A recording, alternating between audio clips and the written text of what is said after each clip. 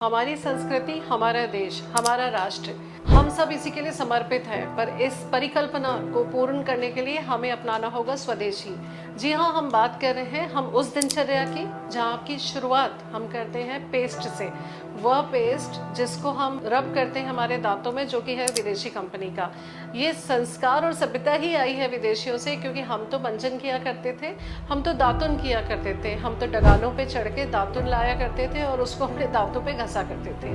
हम तो आयुर्वेदिक पाउडर्स बनाते थे जिनको हाथ में घस के दांत साफ किया करते थे। आगे बात चलते हैं, बात करें हमारे चरणों में पड़ने वाली पादुकाओं की, तो ये चरण पादुकाएं भी होती हैं भाई साहब विदेशी कंपनियों की।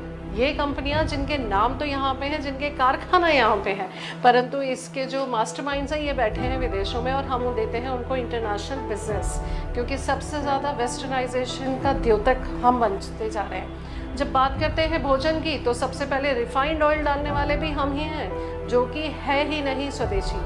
रिफाइंड ऑयल का प्रचलन ही विदेशों से आया है। जब हम बात करते हैं भोजन बनाने की, तब से सबसे पहले इजी कुकिंग के लिए हम लेते हैं एयर फ्रायर्स, इजी कुकिंग के लिए लेते हैं हम माइक्रोवेव्स, और लेते हैं प्रेशर कुकर्स, जिसमें न्यूट्रिशनल लेवल ही कम हो जाता है। बात आगे करते हैं बनाने की चटनियों की, तो ये चटनियाँ पौष्टिकता से भरपूर इसकी जगह ले चुके हैं मिक्सर ग्राइंडर्स और फूड प्रोसेसर्स। आगे चलते हैं, तो जब हम जाते हैं तो उठाते हैं हमारा बस्ता नहीं, हमारा बैग, जो कि दोबारा ध्यान देने लायक चीज़ है। थोड़ा सा और आगे बढ़ते हैं, जाते हैं हम हमारी पार्टीज़ में, हमारी आफ्टर पार्टीज़ में, तो इन पार्टीज़ में भरा पड़ता है विदेशी भोजन। जी हाँ, मैं बात कर रही हूँ इटालियन पिज़्ज़ा की एंड चाइनीज़ फूड प्रोडक्ट्स की।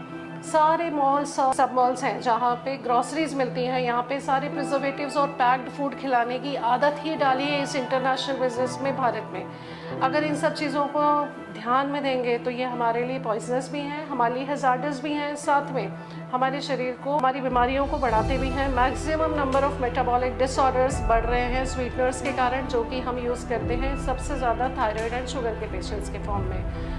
अगर हम अपने देश को समर्पित हैं और हमारी भावनाएं और हमारी परिकल्पनाएं भारत के लिए बहुत शुद्ध हैं, तो हमें सबसे पहले समझना होगा कि तिलक लगाने से क्या होता है और कुमकुम लगाने से क्या होता है, और इनसे कौन सी इंद्रियां अग्रेषित होती हैं। हमें पढ़नी होगी वो किताबें जो कि पूर्वजों ने लिखी है, हमें करनी होगी स्वदेशी चिकित्सा का विस्तार, हमें नहीं जाना होगा अमेजोन पे मोरिंगा ढूंढने और काउडंग के एक्सचेंज में, क्योंकि ये तो हमारे घर पे उपले के फॉर्म में ही मौजूद है। हमें करनी होगी डेली संध्या, हमें रोज़ करना होगा मंत्रों का उच्चारण। हमें बच्चों को सिखाना होगा कि अगर कुछ न कर पाए तो एक उपले पे एक छोटा सा कपूर और लौंग इलायची डाल के घर पे धूप देना है। अगर ये सारी चीज़ें आज हम कर पाते हैं तो वास्तविक हम अपने देश के लिए समर्पित हैं, हमारी सनातन संस्कृति के लिए समर्पित हैं। जय श्री राम।